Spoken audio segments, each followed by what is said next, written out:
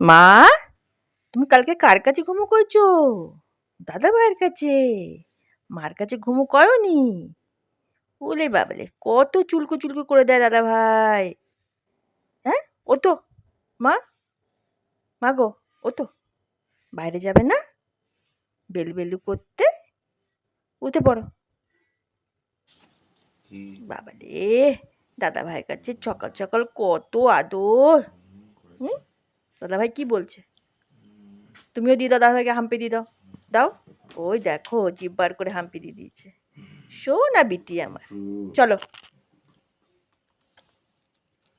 আদর খাওয়ার মাস্টার একবারে। তুমি কার কাছে ঘুমু করছিলে মা? দাদা ভাইয়ের কাছে ঘুমু করছো? কার কাছে ঘুমু করছো তুমি? দাদা ভাইয়ের কাছে? হুম, চলো, বাইরে যেতে হবে তো। বাইরে যেতে হবে না? বাইরে বেরু করতে। হুম, মাথা আঁচু আঁচু করতে হবে, সাজুগুজু করতে হবে। পকু এখন মাথা আঁচু আঁচু করলে, সাজুগুজু করলে, তারপরে বাইরে যাবে। দেখো কেমন করে শুয়ে আছে, উঠে বসবে না। ঠিক করে আমি কি করে আঁচড়াই বল তোকে? হুম, উঠে বস মা, উঠে বসো। এমনি করে আঁচড়ানো যায় বলো? পেটুটা আঁচড়াবো কি করে আমি? শোনা মা, ওঠো ওঠো ওঠো, উঠে বসো মা।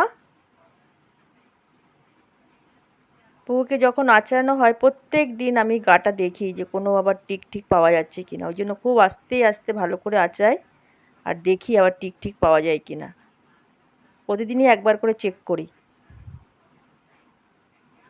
এই টিকটা নিয়েই তো সবার ভয়।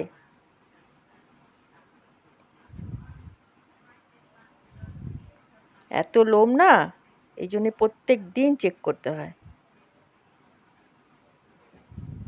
দেখি লেজুটা লেজুটা, উঠে বস মা। উঠবে না কিছুতে, এত আরাম।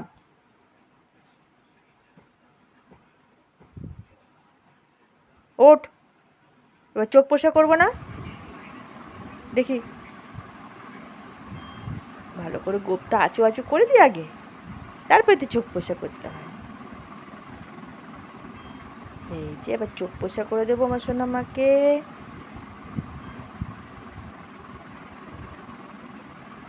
হয়ে গেছে চোখ পরিষ্কার।